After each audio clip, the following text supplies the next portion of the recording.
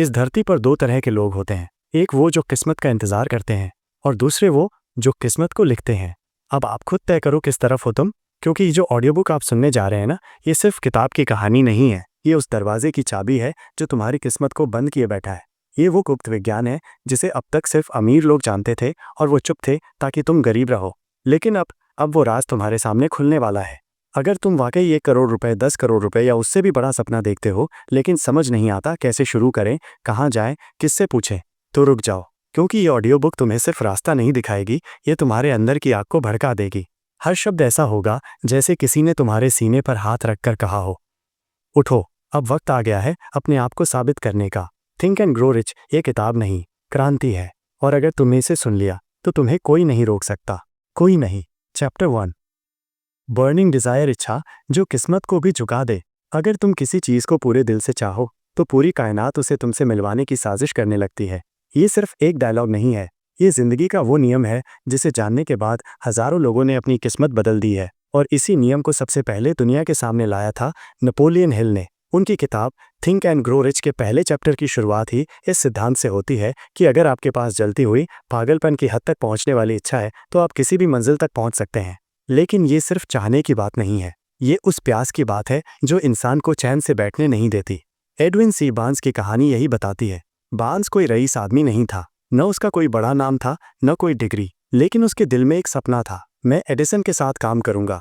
अब सोचिए, उस समय थॉमस एडिसन दुनिया के सबसे बड़े आविष्कारक थे। करोड़ों लोग उनकी एक झलक पाने के लिए तरसते थे और एक मामूली सा आदमी जो ट्रेन का किराया तक नहीं दे सकता था, ये सपना देख रहा था कि वो एडिसन का बिजनेस पार्टनर बनेगा।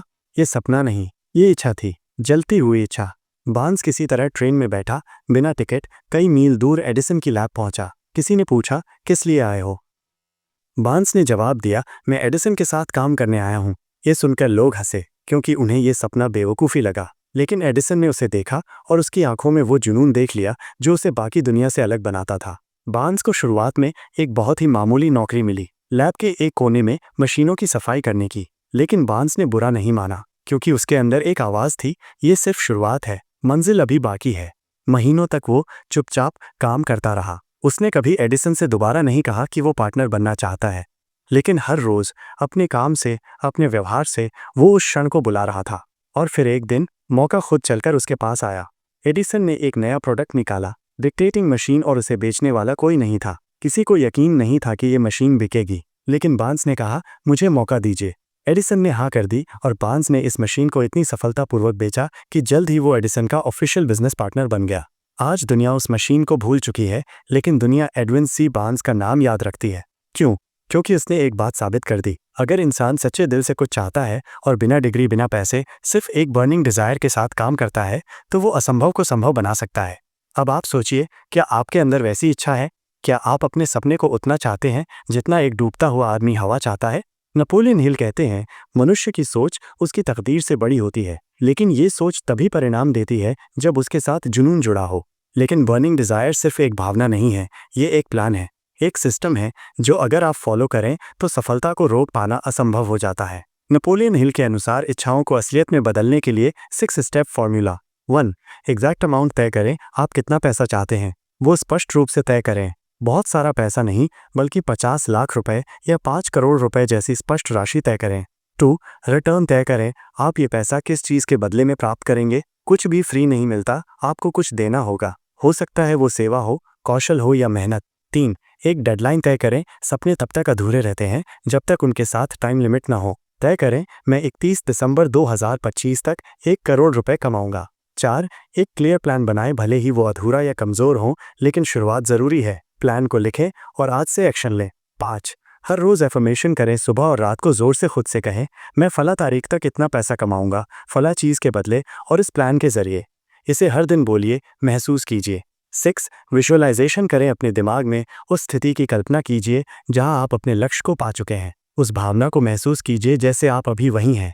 साइंस क्या कहती है? न्यूरोसाइंस के अनुसार जब हम किसी चीज़ को बार बार विजुअलाइज करते हैं और सोचते हैं तो हमारा मस्तिष्क उसे असली घटना मानने लगता है और फिर वो सारे रास्ते उसी लक्ष्य तक पहुंचने के लिए ढूंढने लगता है। इसे ही कहते हैं रेटिकुलर एक्टिवेटिंग सिस्टम, रस का एक्टिव होना। बर्निंग डिजायर वो ट्रिगर है जो आपके रस को एक्टिवेट करता है। जब तक आप केवल अच्छा होगा सोचते रहेंगे, दिमाग सुस्त रहेगा।